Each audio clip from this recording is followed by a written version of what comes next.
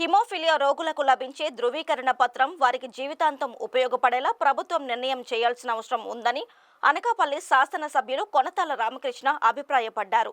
మిగతా సర్టిఫికెట్ల మాదిరిగా ఈ సర్టిఫికెట్ ఏటా రెన్యువల్ చేసుకునేది కాదన్న విషయాన్ని ఆయన ప్రధానంగా ప్రస్తావించారు. ప్రపంచ హిమోఫిలియా దినోత్సవం సందర్భంగా జిల్లా పరిషత్కు సమీపంలో ఉన్న హిమోఫిలియా సొసైటీ నిర్వహించిన కార్యక్రమానికి ఆయన ముఖ్య అతిథిగా హాజరయ్యారు.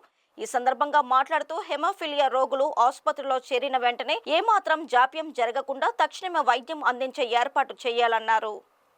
విశాఖపట్నం చాప్టర్ హీమోఫిలియా సొసైటీ ఆధ్వర్యంలో డాక్టర్ చంద్రశేఖర్ గారు స్థాపించినటువంటి సొసైటీ ఈరోజు సమావేశం ఏర్పాటు చేయడం జరిగింది. పూర్వపు ఈ 4-5 జిల్లాలు కలిపి ఈ సొసైటీ ద్వారానే వారికి సేవలు అందుతున్నాయి.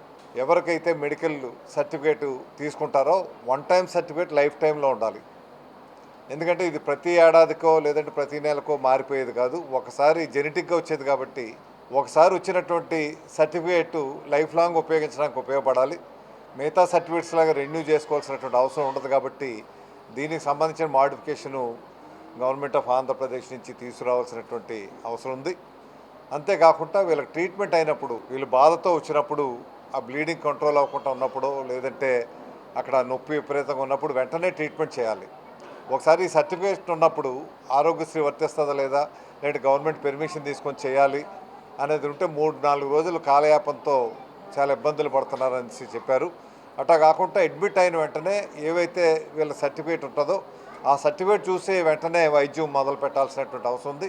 మనకైతే దేశంలో నిర్దిష్టమైనటువంటి కౌంట్ లేదు కానీ ఎంతమంది దీనివల్ల ఇబ్బంది పడుతున్నారన్నది.